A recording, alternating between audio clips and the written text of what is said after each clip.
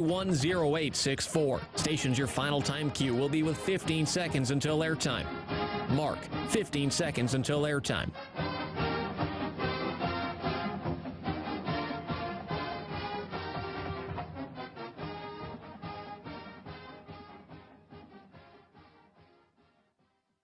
The following is a presentation of Learfield. Welcome to Duck Insider. Our whole athletic department, there's a level of expectations of success. Throw, catch, touchdown, Oregon. He can run and slam. This is back out for a three. Left wing is good. In the air to center, back at the wall. It's out of here. Really excited that we get to rep our Ducks and hopefully come back to Eugene with some championships. Indoor track and field national champion. Oregon repeats as the Pac-12 champion. And for the fourth time in the last 6 years, the Ducks are Pac-12 champions. We have so many teams that are excelling right now, and it's really fun to be a part of.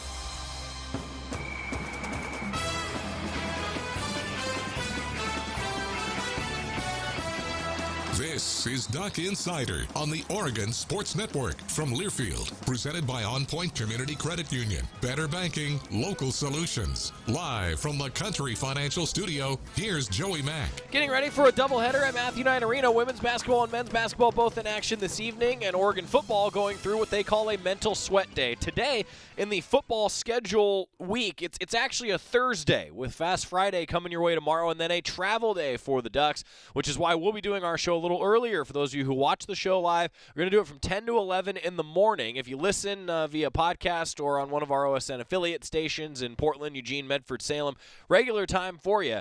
And if you listen online as well, it'll be at 1 o'clock. But for those of you who watch the show, because we will be recording for all the other options, well, we're going to do the show from 10 to 11. Jerry and Jorgie are going to join me. We're going to hear from a number of Oregon football student-athletes both today and tomorrow. But we begin today with defensive coordinator Tim DeRuyter discussing the matchup with Utah. It's a 5 o'clock kickoff on Friday on ABC, officially a 5:14 kickoff. Gives us a 3 o'clock pregame show for you across the Oregon Sports Network. Also going to hear from Anthony Brown today. And Rob Moseley, editor-in-chief, GoDucks.com, is going to be with us in just a little while. And Kelly Graves, he met with the media while we were on the air yesterday. A couple of his notes heading into women's basketball this afternoon if you're live with us in the 1 o'clock hour. And then the nightcap at Matthew Knight Arena, Oregon men's basketball. Some of my thoughts heading into the game against UC Riverside, which should be on paper a game like the one that Oregon just played against Montana. But, of course, we'll see as Oregon men's basketball continues to try to figure a few things out here in the non-conference season with their first conference game set against Arizona State on Sunday. Meanwhile, for the Ducks, defensive coordinator Tim DeRuyter, he had a lot to say about matching up with Utah. Of course, it's all fresh in our minds. Just a couple weeks ago, University of Utah was really good on third down, 11 of 14 on third down. I think that's a big key in this game. Got to be better on first and second down for the Ducks defensively. You don't want a bunch of third and short. You want to see a few more third and longs if you're the Ducks taking on this really good Utah team. Of course, those wounds, for lack of a better phrase, are still fresh for the Ducks because they got beat pretty good by Utah. They know it, and now they're getting ready to face the Utes again in the Pac-12 championship game. Tim DeRuyter, Duck defensive coordinator, as candid as ever with the media, talking with everybody this week. Tim, you certainly got quite a bit from your interior defensive lineman this past week in particular. What you see from Brandon Popo and how they're always instrumental, but particularly against Utah, how important will they be? Well, it's going to be critical. They've been playing really well the last half of the year between Brandon and Popo, and as good and as physical they are in the run game, they've got to show up. They did last week against Oregon State, playing against the number one rush team in our league. We challenged our guys, and they met the challenge. Have a different challenge this week, and we know the challenge from 2 weeks ago. So we've got to have those guys play well for us to play well as a defense. How do you view that? Being able to play an opponent so quickly again, is it a positive? Is it a negative because you guys are both so familiar with each other, or just? I don't look at it as a positive or a negative. Maybe it's a positive that we know each other. Obviously there'll be wrinkles, but they're going to be a physical downhill running football team, and we did not do a good enough job. I did not do a good enough job getting our guys ready to play that football game. And so we addressed it after that game. We made some corrections last week, and I liked our progress against the run last week, and we need to take another step this week to have a chance. Was there a benefit playing Oregon State, a team that stylistically kind of looks similar to Utah in the running game with the multiple tight ends, to maybe be a tune-up or a brush-up adjustment-wise for this week? Possibly. You know, they were going to test you in the run game, and we challenged our guys that coming off the Utah game where we did not play to our standard, that we needed to step it up, and then we were going to have a great opportunity against a team that runs the ball. So I think that was a good lead into this game, because our guys needed to play our technique much better. We needed to coach it much better, and I liked how our guys responded. How do you feel like you guys did against 12 and 13 and 22 this last week?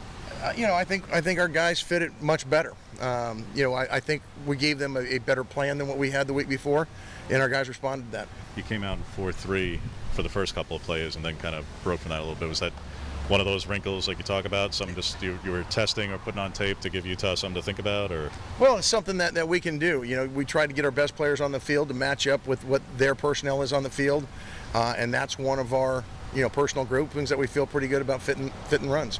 How much of that is that a product of finally having Jackson back and some guys who kind of fill that out? Yeah, no, it's a big product of that. When you put a third linebacker out there, it's kind of tough when you're thin, and we've got some younger guys who are going to be really good football players that maybe haven't developed quite where we want them to, but having a guy like Jackson, who was here in the springtime, get him healthy, and he's been making steady progress. That's really helped us get it in that. Yeah, what have you kind of made of his first couple games back? The first one was going to be rusty, as you expected, coming off that injury and being out since last spring. But I love the way he competes. I love the way he prepares, and he plays hard. And he's one of those big linebackers that's physical when he gets to the point. Coach said Jordan and Jamal were added to the leadership council. Both guys filling in for starters that are hurt. Mm-hmm. What can you say about those two's progress and how they've kind of earned that recognition? Well, I've been really pleased with how both of them played, and I think they've earned the respect of our entire team just by how they prepare and play. Jordan's had an interesting career here. He transfers in here. I believe he walked on at first. He earned a scholarship. He was selected a captain last week, and I thought he did a tremendous job in leading our team, spoke to our team prior to the game. And for a kid from Oregon, it was just heartfelt, how much that game meant to him. And he really stepped up and played hard, and has been playing that way ever since he's been in the starting lineup. And so it's great. In football, you never want to have anybody injured, but it creates opportunities. And Bennett was the same way when he went down. Jamal has really stepped up since then.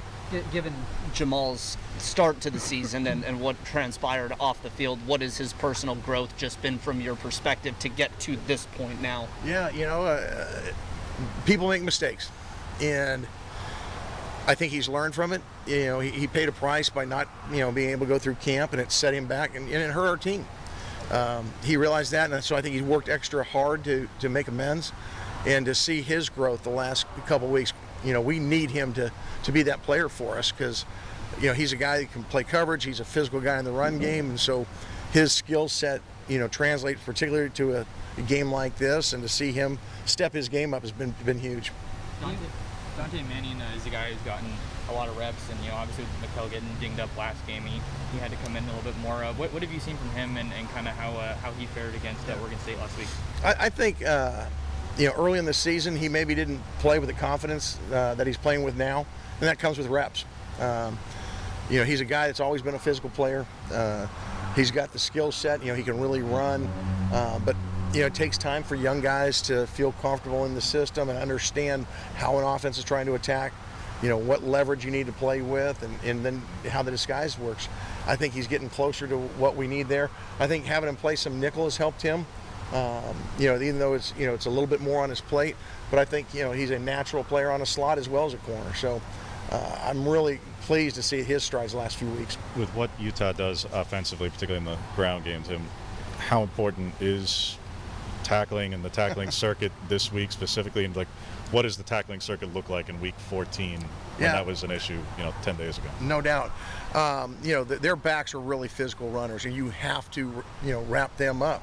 You're in week 14. We've got a bunch of guys practicing in red jerseys that they really can't have contact, but they need to see the reps. The other guys that aren't, they need to thud up. And you go back to your basic fundamentals. We had tackle circuit today, and it's clamp and driving your feet. It's guys taking the proper angles, which we didn't do a very good job of last week. Pinning a hip, not overrunning plays. all those fundamentals have to take place. You don't necessarily have to have the huge contact in it, but you've got to go back to the fundamentals of taking the air out and then finishing on the ball carrier. What's kind of, I'll make it the most basic as possible. How do you better contain Keithy? Well, he's a guy that we have to know where he's at, because the times that he made plays on us, our eye discipline was not very good. We didn't understand where number 3 was. We let his leverage us, and then we didn't tackle him very well. So he's going to be a guy that, I'm not going to go into the whole game plan, but he's going to be a guy that our guys know about. Have you ever historically double-teamed a tight end? I haven't. We haven't played against, guys that are like him. Probably when Gronk was down in Arizona, maybe people did that with, but he's something that you've got to know where he's at on the field, because he's obviously a big weapon. And then, the other part is 18. So they've got 2 guys that really, merit doubling, and so you got to make some decisions. You've got experience being in Las Vegas from your Mountain West days. This is kind of a new environment for this team, new stadium environment. What are the expectations? Just being down there, keeping guys sharp and focused, and also playing in a dome for the first time this year. Well, I think, our guys are focused on the 1-0 process. Whether we play in someone's backyard or a beautiful stadium that we're going to play in, they really don't care. I think it's one less concern for them is that you won't have the elements to deal with that we had to deal with maybe the last time we played Utah. They just want to play. They want to play on a fast surface that's clean and enable us to play our best football. And I'm looking forward to seeing it. Part of our process, we'll go in the night before, let guys take a look, take pictures if they want to, and get ready to play a ball game, that next day. How preferential for you? Just is that preferential for you as a coordinator to be able to not have to worry about how elements impact game script and game plan? You can just kind of go out with what you got and go. It is. I like playing a clean football team, or a clean football game where, elements aren't part of it. If they are, both teams have to deal with it. But this part, there's no wind, there's no weather to worry about. Both teams should be playing as efficiently as they can. How important have some of the experienced guys like Kayvon, Jamal, you mentioned, help some of the younger guys going through this first-time Pac-12 kind of experience here? I think it's huge that we've got guys that have played in at least one, if not multiple, Pac-12 championships, because there's nothing like that experience. Everybody's going to be fired up for this game, but you can't let the adrenaline, take you out of your focus for what you've got to execute. I'm sure our young guys will lean on guys like KT and Jamal and Verone, the guys that have played big in these games. Both you and Mario had said that first and second down was really as big a culprit as the third down numbers against Utah. Do you, in review of that and assessment of it again this week, more execution, more play call and design and scheme? Where do you kind of try to remedy it? The big thing that I look at what I did as far as the plan, we had our guys thinking too much. And they do a lot of shift, trade, motion, and you want to be in the perfect defense. But if our guys are communicating you got to communicate some, but if you're thinking too much prior to the snap and your cleats aren't in the grass getting ready to tee off on somebody, you're doing something wrong as a coach. And so, I told our defense that after the game, we're going to give them a much simpler game plan where they can effectively do that so that we can do what we did last week on first down and be much better against the run. Jason Jones looks like a guy who's really taken some strides of getting his first sack a couple weeks ago, blowing up the line against Oregon State. How valuable has it been to your defense to have him kind of coming along with Keon kind of banged up? Yeah. You hit the nail on the head. With Keon being down, someone's got to step up. And Jason's a guy who's really worked hard, I think, all season. Coach Salovey has done a really nice job of bringing him along. You look at where he was last spring to where he's playing now. He's a different football player. And when guys go down, someone's got to step up. So it's really been nice to see that. And he's got to take another stride. He's not where his potential is just yet. But he's starting to approach it, and it's been really nice to see as a coach. A lot of great information from Tim DeRuyter, Duck defensive coordinator. 5 o'clock kickoff on Friday. Oregon facing Utah in the Pac-12 championship game in Las Vegas. It's brought to you by the Willamette Valley Cancer Institute and Research Center. Fight like a duck with cancer care you can count on. Now brought to you by Diet Mountain Dew. Rob Moseley is going to join us coming up next on the Oregon Sports Network from Learfield. As my family continued to grow, I realized I'd have to replace my beloved Jeep with something that has, well, more seats. I'm Jason Hines, Country Financial Rep and father of 7. Whether you're upgrading from your sporty ride with no room for a car seat or finally replacing your well-loved beater that still has a cassette player, you'll want the right protection for your new car. Work with a Country Financial Rep like me and get the protection you need at a price you can afford. Learn more at TakeSimpleSteps.com or contact a local Country representative. From the weight room to the classroom, on the field and off it, On Point proudly supports University of Oregon athletics because student athletes do so much more than bring us pride on game day. They bring our entire community together in Eugene and all across Oregon.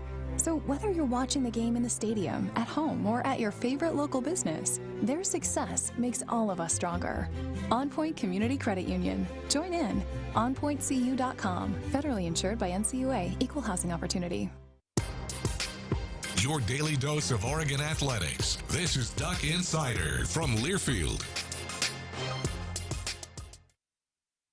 When might you be buzzed? When you suddenly love everything. You guys, I love this song. I love these nachos. I love our kickball league. Ugh! I love this guy. What's your name? You know what I'd love?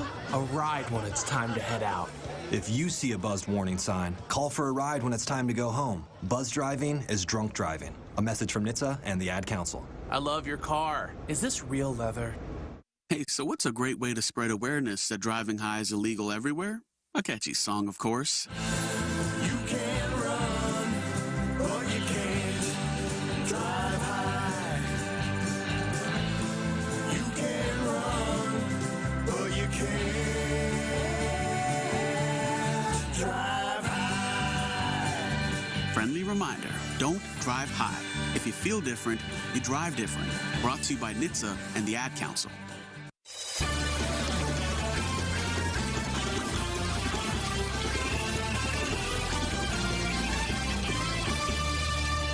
He's heavily caffeinated. He's wearing the color of the drink that he is drinking, and he is Rob Moseley, the editor-in-chief of GoDucks.com. Rob, good to see you, buddy. Put my phone in my pocket so I don't forget it like I did last week. You did. That's true. You did forget it, but at least we didn't, fool me lose it once completely. Shame on you. Fool me twice. Whatever. Although I kind of fooled myself even in that case, right? Whatever you say. Yeah. Whatever works for you. He's on Twitter at DuckFootball, at GoDucks Moseley. We got basketball doubleheader coming up. Rob, we got volleyball in the postseason, and football is here. Pac-12 championship game. Well, let's start there. I mean, Rob, I've been saying it. Coach mentioned it in his press conference. There are not a lot of teams that are playing football this week. Yeah. Ducks are one of them. Yeah. That's what you like. Strangely, USC and Cal are two of them, right? That is true. That's odd. But that game doesn't really mean anything. But to your point, yeah, no, you want to be playing in a game that matters. Who's going to win, USC or Cal? Probably Cal. Okay. Where is it? Cal gets win number 5. All right. Neither one of them can be bowl eligible, right? That is correct. Doesn't sound like there's a lot of winners there, unfortunately. No, it's at Cal. Yeah. Man, what a weird year this has been in our league. Yep. Just the drama that so many and some really serious stuff, in the case of Utah and Washington State, but yeah, USC and Washington, and it has been a crazy year in this league. Isn't that kind of what the Pac-12 is now? The Wild West? Yeah. Maybe. Like, is the Mountain West the Wild West? I think Pac-12's the Wild West. Yeah. Isn't the MAC the Wild West? A little Mac-shin action. Yeah. Anyway, yes. Oregon, Utah, Rob. Yeah, no, it's a thrill to be playing right now. Yeah, I mean it's a privilege, as the team says, a privilege to be practicing this week, to be playing this week. I think for all of us, it's the overlap with basketball is a complicating factor, but you'd much rather be juggling all that right now than not, because it means you're playing for the conference title. So yeah, it's fantastic, and it's what it's one of your baseline goals every single year as a program, to win your league, and you got a chance to do it for 3 years in a row.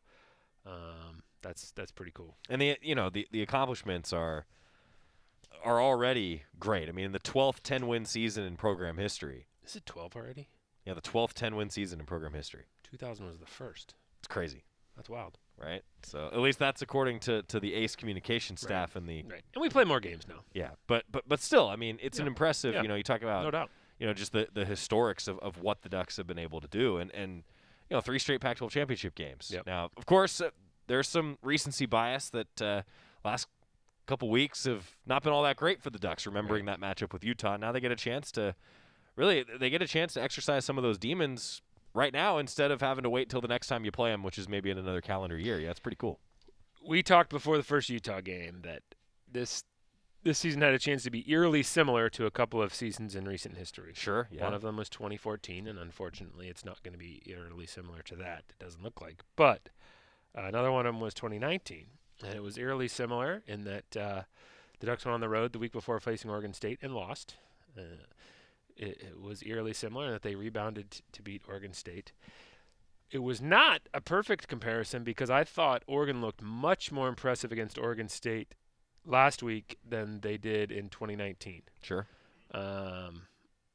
You talk about how the last couple weeks have been a little weird. I mean, I think the questions about the team 2 years ago were much more significant than they are now. Yeah, based on that Oregon State game, that it was I think it was 24-10, and it was like, what is going on? That was a game you expect to win because as much because of where the Beavers were at as a program then. They're in a better position now, and yet last week I think was a more impressive victory than that one in 19. So, well, I'll tell you this though, the broadcast in 2019 for the radio side was fantastic, historic. It was historically the best we'll ever have. It was historic because I was not there. Right. It was great. Ronica Stone did sidelines. She it was awesome. Yes. So the broadcast was great. So it was. We didn't quite get a repeat of history in that regard either. But yeah, so you want to keep that rolling though. You want to play well in the conference. Yeah, Ronica, if you're listening, we could use a sideline reporter. Yeah. Yeah. If you got some time, away from professional sports and all that. Right. Coaching and all that. Yeah. The zillion things she's always That's doing. right. Yeah, so again, you're going against Utah in the conference title game. Keep those similarities rolling, because that 2019 ended up pretty good. Yeah, despite getting derailed late in the year. Yeah, we talked about this in the Quack Minute. I'm gonna put you on the spot again. Yep. Keys to the game. Yeah. As I said in the Quack Minute, I mean, I think it's I cribbed my own thoughts from last week, which was kind of be who you are, run the ball and stop the run. I think those proved more challenging against Utah 2 weeks ago than any of us anticipated, based on the way Oregon had been playing the several weeks leading up to that game. And then just kind of meet the moment. I said rise to the occasion in the Quack Minute, and I wish I hadn't, because that's not really what I was. I didn't mean. I don't mean. Do to I need suggest, to make an edit right now? No, it's all good. Oh, okay. I don't mean to suggest that Oregon needs to get outside itself and rise above what it's been doing, but just be who you are. The Ducks didn't rise to the occasion at Ohio State. They met the moment. They just were who they were despite the circumstances. And so that you just do that again this week. You don't have to make this bigger than it is. But also don't shrink from the moment. And it sort of felt like a couple weeks ago, particularly when things started to go sideways in the first half. This team just didn't rally like it had in the past. Just the resiliency that's been this team's hallmark just wasn't on display, strangely, a couple weeks ago. So, hey, you're going to be in some tough spots Friday. You are. Utah's good. And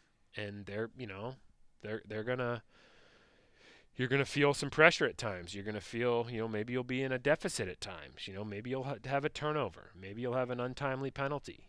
Those have been issues that have cropped up from time to time for this team. But, meet the moment, deal with that, and keep moving forward like you have most of the season, and just weren't able to do a couple weeks ago. I think rise to the occasion still fits with what you're talking about, though, because the occasion is what's in front of you. It's the game, and you have to rise to every occasion. Ducks have done that. But I always think of that great line, that SEAL line that we've used around here in the past. You don't rise to the occasion. You sink to the level of your training. Mm-hmm. And every time I hear talking about rising to the occasion, I think of that how true that is. You are who when the stuff hits the fan, you are who you are. Mm-hmm. You don't just it's not like a board game where you roll a 20-sided die and hope you hit 20 and It is more than sports You know? too. I mean, you're talking about what the Ducks do in the off season a lot of times and during the season, which is a lot of that sort of mindset training. Yeah, right. totally. I mean, it's important. Totally. It's important. This is a good question on the Facebook comment earlier, and Ron, I forgot to answer it. He was asking if the Ducks been practicing on grass. Allegiant Stadium's a field turf surface. Ducks been inside the most, simulating kind of that dome atmosphere, Right. Which is it is kind of odd playing in a dome every time. I thought I read that they have natural turf that they roll in. Well, according to let me double check myself here. Okay. But according to one Kenny Farr, who is the Oregon football equipment administrator, he says Allegiant Stadium a field turf surface for the game. Got it. So maybe they won't roll in the natural turf. Maybe that's just for the Raiders or something like that. Perhaps. Could see that. Yeah, a field turf surface for the game. So that's probably how you accommodate having a college and a pro team. I think so. College team will play on the artificial surface on Saturday, and then you roll in the real stuff for the pro team on Sunday. That makes a lot of sense. So there you go, Ronald. We think that we have answered your question, but it is. Look, I mean, it's all those things, though, right? It's a cool environment, and that's why the Ducks go over there. As you heard Tim DeRuyter say, take your pictures for a stadium like this the night before, and then it's just another football field. And there's a lot of different things that the Ducks do and a lot of teams do to prepare for that. For me, Rob, I think that it does come down to if Oregon plays well and doesn't make mistakes, they're going to be successful. Because if you think about just that Utah game, for example, a couple penalties that killed offensive drives, a penalty on an offsides that it would have been 4th and 10, instead it was 3rd and 5. Utah ends up scoring on that drive. It's the little things like that can really add up in a game like this. You react. All of us react so emotionally and viscerally right after the game, and the final score of that game being what it was. You couldn't help but come away being like, wow, that was dominance by one team over the other. And then you get a little separation, and you start to think about, all right, why did that happen? And you start looking at specifics and think, well, if this, if you clean up this and you clean up that, and, maybe a different decision here or there, because as Mario Cristobal said, if you just sit there and feel sorry for yourself, you're screwed. You just have to, he didn't use that word. You just have to move forward. Try to fix it and move forward, And I think once that process started, we all said, well, the final score was what it was. There's no fixing that, and there's no changing that, and there's no running away from that. But, you fix a few things, and, the final score could have looked different. Maybe it doesn't change the outcome that day because Utah played great. They have a great home crowd. It was a great environment for them. Obviously, it's an emotional season for them with all they've been through as a program. But I think if you're Oregon, you feel like there's a lot of little things you can clean up and feel like, okay, at least the tone of the game isn't nearly as one-sided if you clean up just a few things as that one felt in the immediate aftermath. And to that point, I mean, Coach said this after the game. You and I have both talked about it since. He's talked about it since, that this was the one time, and you mentioned this earlier, where the Ducks kind of let things snowball. Right? They didn't answer to that adversity right away. So I think, once that punt return took place, I mean, what a tone to go into the halftime locker room with. The halftime interview was intense. Yeah, I bet. And you come out, even you come out and you score, and then they're able to, keep moving the ball, keep doing their thing, and they're human beings, you want to say, hey, keep at it, keep pushing, keep fighting, and not because they didn't do that, but it just, it can take 1% out of your edge off, 2% of your edge off if you feel like, oh man, right. No doubt about it. We're going to talk a little bit of men's basketball, women's basketball coming up in a moment. Doubleheader at Matthew Knight Arena, but I'm going to leave you with this. Volleyball, 2:30 on Thursday. I'm going to be on an airplane, I'm devastated. Me too. I said the same thing. Like, man, we're going to be in the air during this. Yes. So, in-flight Wi-Fi?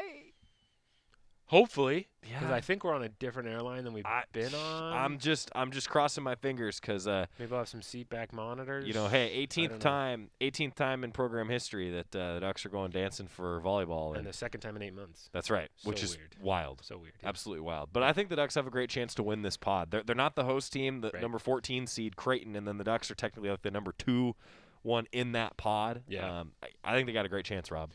No, I think you want to be playing your best at the end, and for this Oregon volleyball team, being at your best has been so dependent on the health of the squad. I mean, they just have never felt like they've had a full contingent.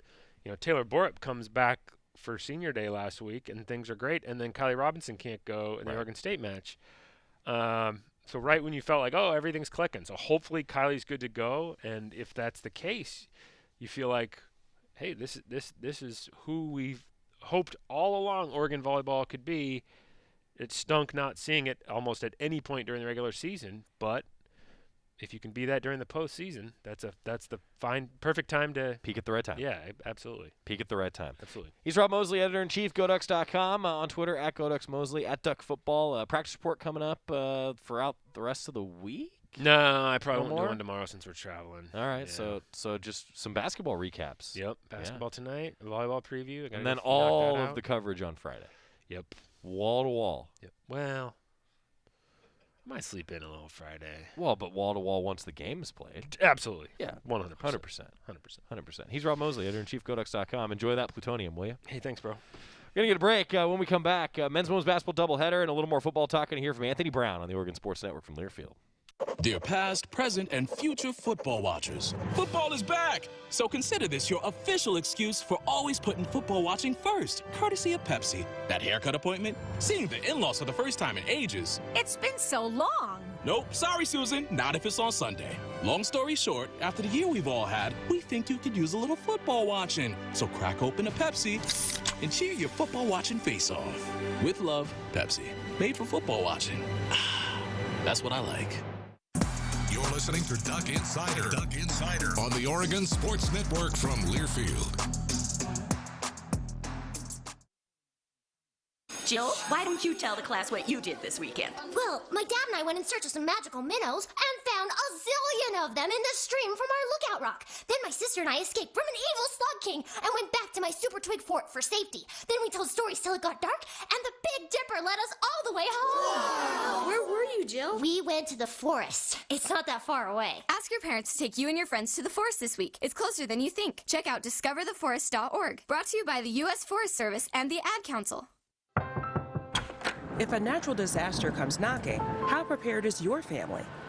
You can't just close the door on earthquakes, floods, or hurricanes and hope they go away. That's why it's important to make a plan now. Ready.gov/plan has the tools and tips you need to prepare your family for an emergency. So if disaster shows up at your doorstep, you'll be ready. Visit ready.gov/plan and make a plan today. Brought to you by FEMA and the Ad Council.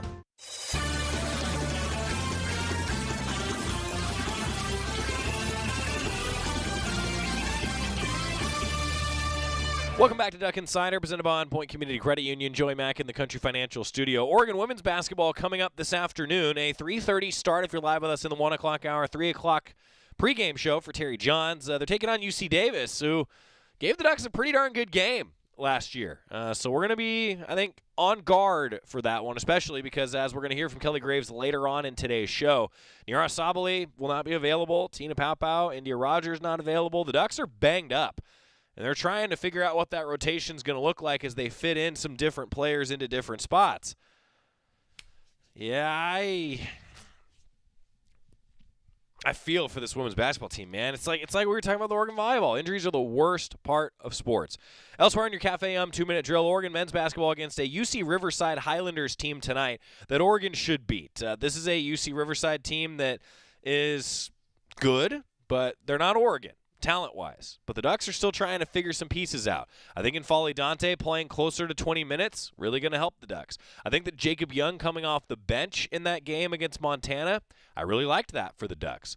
If you have Davion Harmon, Will Richardson, and N'Faly Dante doing what they did against Montana, I think the Ducks are going to win a lot of games. Let's see if they can do that against UC Riverside tonight. 6:30 pregame, 7 o'clock tip-off for the Ducks, and we'll have it here for you on the Oregon Sports Network.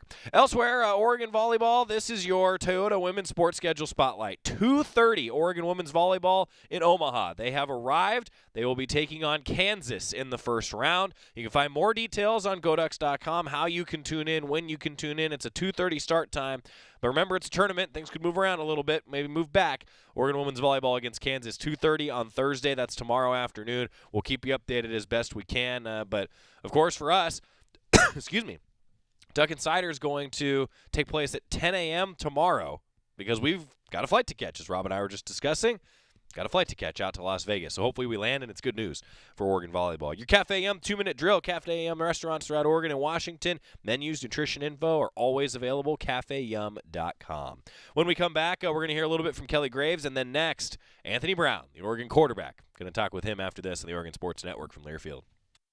From the weight room to the classroom, on the field and off it, On Point proudly supports University of Oregon athletics because student athletes do so much more than bring us pride on game day. They bring our entire community together in Eugene and all across Oregon.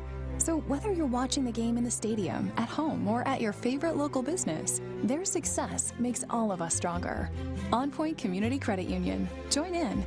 OnPointCU.com. Federally insured by NCUA. Equal housing opportunity. Is that the sound of an ooey gooey cheesy crunchy slice of P-I-Z-Z-A? Obviously, but as good as that sounds, we think it can get even better. Oh yeah, that's the sound of a freshly opened fizz-filled Pepsi. The only thing that can take this flavor medley of crunchy dough, mouth-watering cheese, and savory sauce to the next level. How about another bite? Pepsi and pizza sound like a match made in heaven and taste even better. Pizza, better with Pepsi. That's what I like. This is Duck Insider, presented by On Point Community Credit Union on the Oregon Sports Network from Learfield. Hey, son. How are you feeling? I'm fine, Pops. What's on your mind? I can't explain it. Navigating without a compass, eyes waiting, started to wonder. Metamorphosis, the loss of who you thought you was. When your kid can't find the language, help them find the lyrics. Listen to the Sound It Out album and get tips and tools to start a conversation at sounditouttogether.org. Brought to you by Ad Council and Pivotal Ventures. Hey, Dad, how do airplanes fly? What's in this box? Is this tree good for climbing? How are babies made? What does this thing do? Kids are curious about everything, including guns. Talking to them about gun safety in your home is a good first step, but you can do more. Always keep your guns locked, unloaded, and stored separately from ammunition. Safe gun storage saves lives. Learn how to make your home safer at endfamilyfire.org. That's endfamilyfire.org. Brought to you by End Family Fire, Brady, and the Ad Council.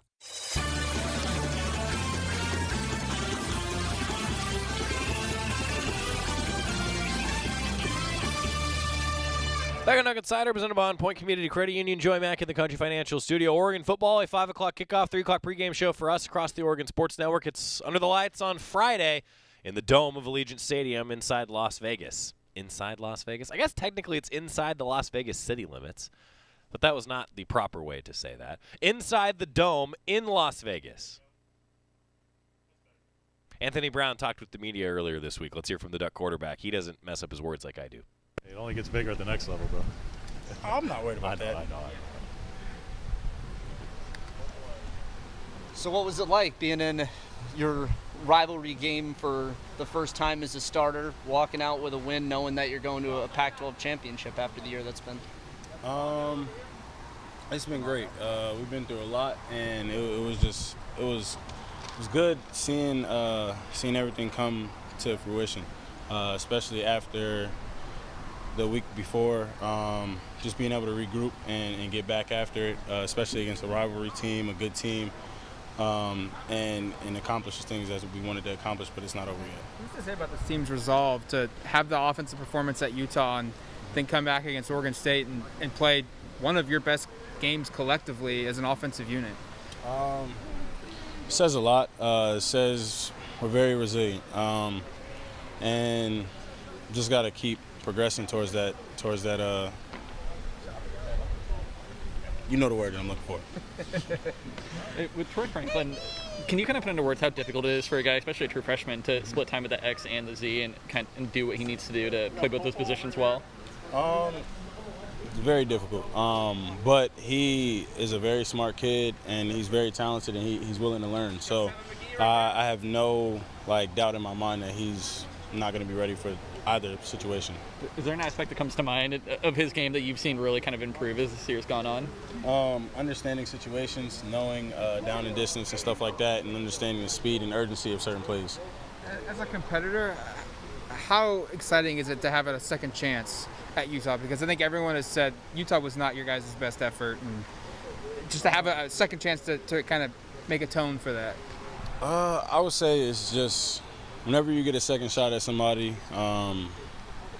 it's always important to leave it out there. First one didn't go as well as we planned, as you said, and just having the opportunity to get back after it is amazing. So just taking those shots that we can get and rolling with them. You excited to play in a dome? You know, now because the last few weeks it seems like elements have played a role in game script and the way, you know, you've had to maybe go more run or have to go away from, you know, certain things. Now you get 72 degrees, no wind, and a dome setting. Is that something you prefer? I mean, playing inside with no elements is always cool, but trying not to worry about it as much because it's really a nice stadium. But other than that, like you said, it's different. So playing inside and no elements being a part of the game plan is really good.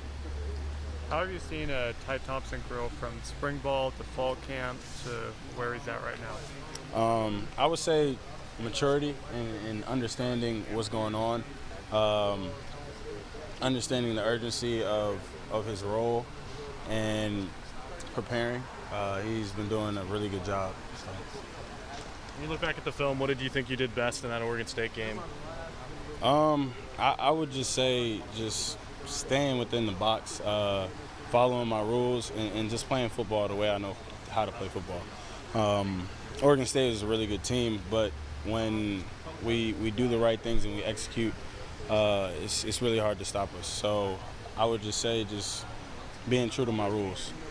You've dealt with a lot of adversity over the course of your career, whether that be, you know, through injuries or the portal. I mean, what was this regular season like for you when you're dealing with adversity, but it maybe looks like a different kind of adversity than what you've faced up to this point? I would say it's hard to speak on because it's a different adversity. Mainly because it's new. The outside world is the biggest thing that's affecting kids nowadays, and just understanding that can affect us, and it can affect me. It can affect my play, especially if I have the love for my team that I say I do.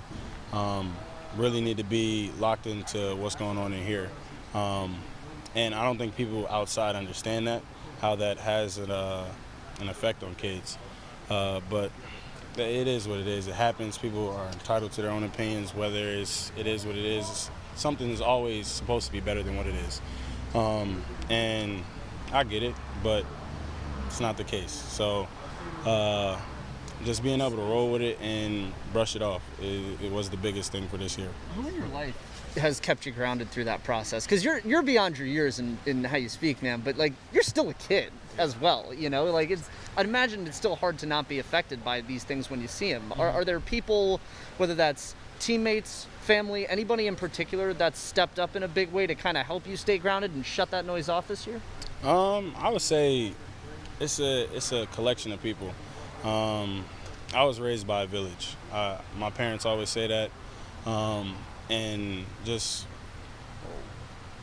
he almost hit y'all, but I was raised by a bunch of things, but a bunch of different cultures and stuff like that, and all of that molded me into the person that I am today. I can't credit just one person or just a couple people, because my experiences in my life or the people that I've met have put me in position to be able to handle situations like this. And I'm just very appreciative to them, and they know who they are, so I don't really have to say names. What are stats or metrics that, Rob, other than completion percentage, that you pay attention to? For instance, like in QBR and the run game, you're like in the top 15 nationally. I don't even know what that means. I'm gonna be honest with you. That just tells me what I need to know. I didn't know if you look at it. Like Kyle Whittingham cites it, so I don't know.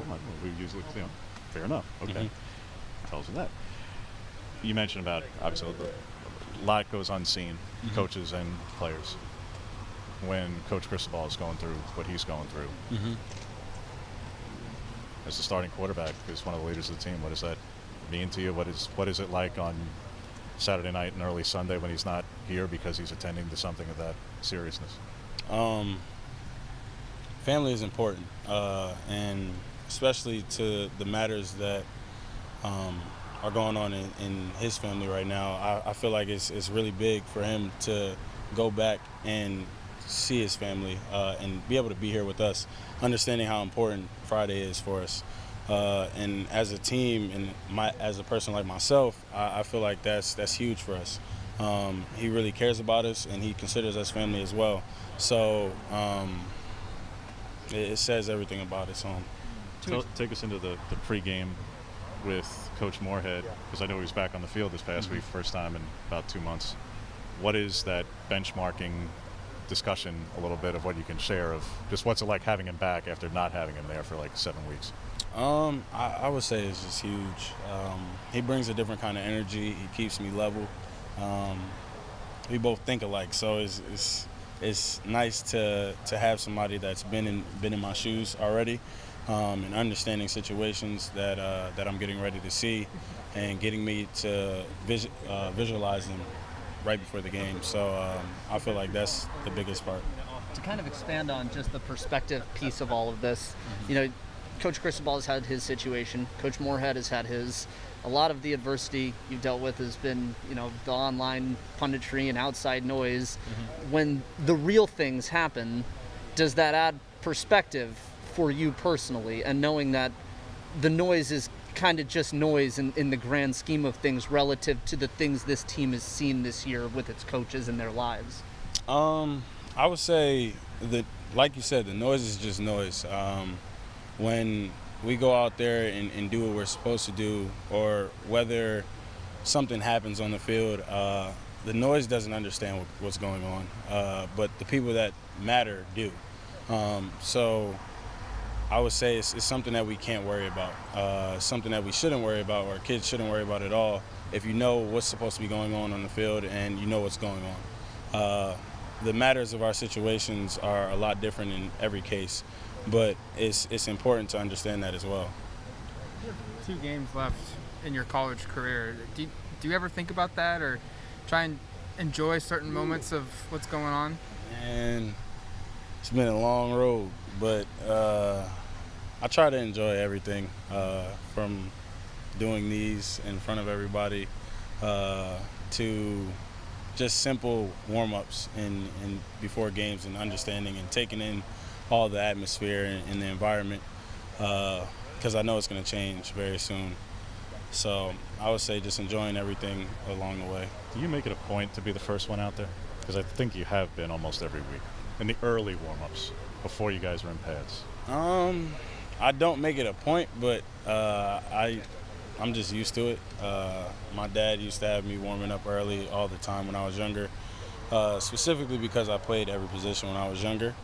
But just getting into a certain routine on the field is important for me. So, for this opponent specifically, how do you have a better outcome, particularly against their linebackers in the ground game? Not just, obviously, yes, you and what you have to do in that capacity, but Travis and getting the ground game going, particularly early. I would say doing our job and being physical, playing Oregon football. That's one thing that we didn't do a few weeks back, and I feel like in order to win this game, that's what's going to have to happen.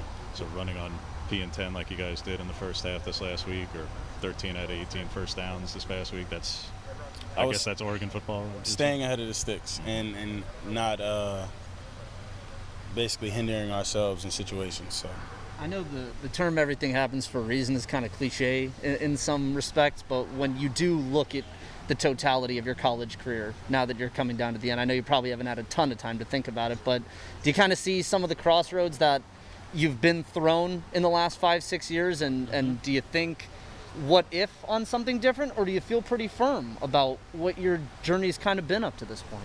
I would say after our bowl game last year, it kind of put me in a situation to where I was sitting there thinking about life and stuff, and sometimes I used to think about what if I did this, what if this happened, but just appreciating what happened, and understanding that life is going to have its ups and downs, and just be able to adapt to them and just keep rolling. You're always going to have hiccups in life. If you have a perfect life, hats off to you. but that's not life. And just being able to keep going is the biggest thing, because I know that there are so many kids and stuff like that that look up to me, and understanding that if I stop, they probably won't keep going, and there could possibly be another Nikola Tesla or something like that back at home or something like that. So I feel like just continuing on is the biggest thing for me. Was there a light bulb moment for you that made you want to stay here? Or was that a more slow process of deciding after last January that this is where you wanted to be and that you wanted to stick it out here? It was more of a slower process, I would say that. Good stuff, man, from Anthony Brown. Talking about a lot of different things there, his life, and just an easy guy to root for, isn't he? Anthony Brown, the Duck quarterback. And the Ducks getting ready for Utah, 5 o'clock. Vegas, Friday. Got some basketball games, though, before that. We're going to hear from Kelly Graves, some unfortunate news on the injury front. Wish we didn't have to say that. We're going to hear from KG next on the Oregon Sports Network from Learfield. After 2 years of construction, my wife and I finally moved into our dream home. So when a bathtub fixture broke, causing major water damage, I was glad we had the home insurance protection we needed. How do you know your home is protected? Talk to a Country Financial rep like me, Nick Simon. We can help you understand your options and select coverages to meet your needs. Then if something happens to your home, you won't have any surprises. Need the right coverage for your home but not sure where to start? Visit TakeSimpleSteps.com or contact a local Country representative. From the weight room to the classroom, on the field and off it, On Point proudly supports University of Oregon athletics because student athletes do so much more than bring us pride on game day. They bring our entire community together in Eugene and all across Oregon. So whether you're watching the game in the stadium, at home, or at your favorite local business, their success makes all of us stronger. On Point Community Credit Union. Join in. OnPointCU.com. Federally insured by NCUA. Equal housing opportunity.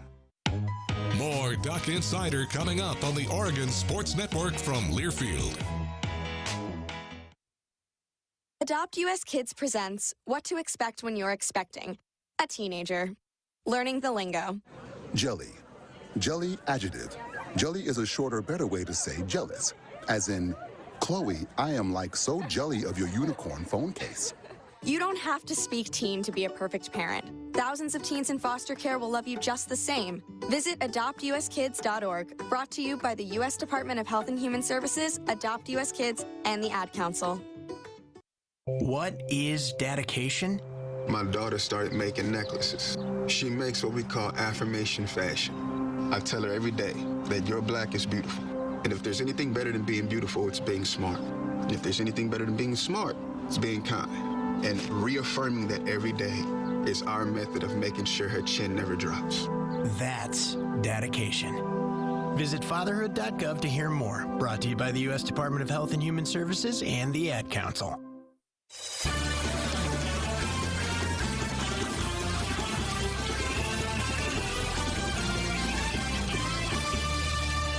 Finishing up today, if you're live with us in the 1 o'clock hour, we're getting ready for Oregon women's basketball in a matinee this afternoon, 3:30 against UC Davis. Well, yesterday, while we were on the air, Kelly Graves met with the media, had some good updates, and started, unfortunately, with some not so good updates for his squad.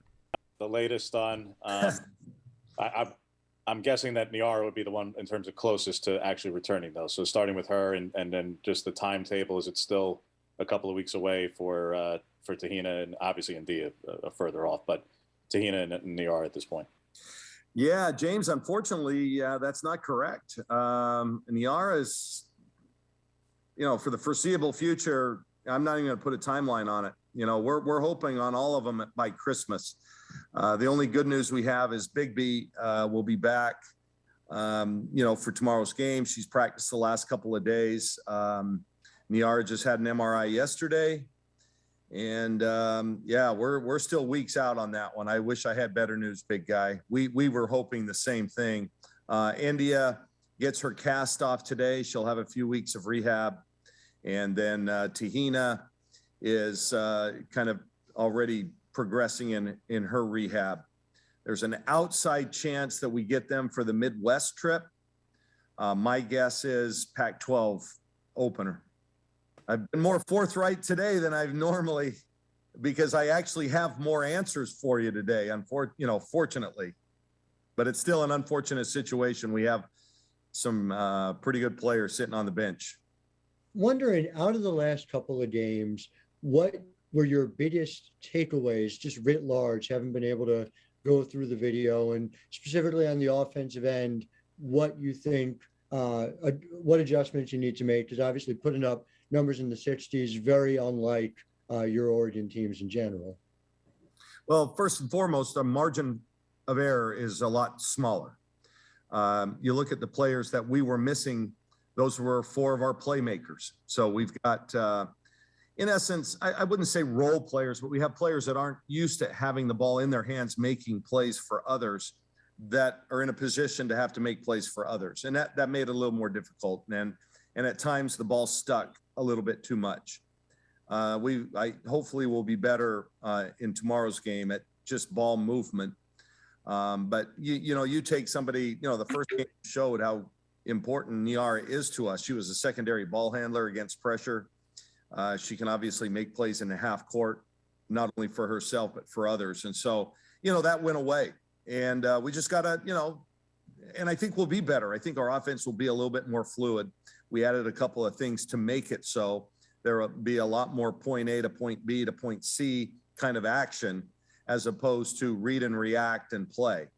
So, we've tried to remedy it. We'll see, if it is indeed a little bit better. Coach, I was just going to ask if there's an update for us on Taylor Hosendove at all, if we have any clarity. No, but I think we're in that window now where we should get an answer within the next, it could be right now as we speak. So We're very hopeful. Yes, it is. It's in the very last stage. And so we could hear any time now on Taylor. And then can I ask just really quick, just how is Maddie handled? That was a tough game she had against South Florida. The ball handlers in general, just how have the last, I guess, what has it been, 10 days or so gone in terms of keeping confidence high, but also working on improving there? Because that was, I think, a pretty clear issue in that game. Yeah, well, if the last couple of days in practice are any indication, Maddie's going to be fine. I think she just had a tough weekend overall, and it showed in her play. But we have great confidence, man. Maddie's a heck of a player. She's been, to be honest with you, with and without Indy and Pau and the other guards, she's been our most consistent player all summer and all fall.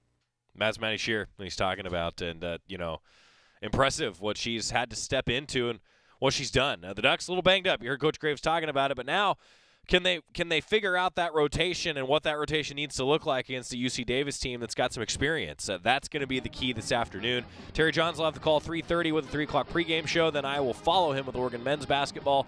6:30 for the Duck men as they continue to try to build on that big win over Montana a couple days ago. They've got UC Riverside in town for a 7 o'clock tip-off here tonight. 6:30 pregame with myself here on the Oregon Sports Network. Tomorrow, we'll record the show from 10 to 11. Those of you who watch the show, we'll see you then. Jerry and Georgie will join us for a little bit of game preview, Oregon and Utah in the Pac-12 title game. See you tomorrow. These are the sounds of a dinner that almost didn't happen. A dinner now served thanks to people like you. Due to COVID-19, 17 million more Americans may face hunger. Feeding America is helping our neighbors in need. And if you're able, you can too. Donations are being accepted at feedingamerica.org/coronavirus. Brought to you by the Ad Council.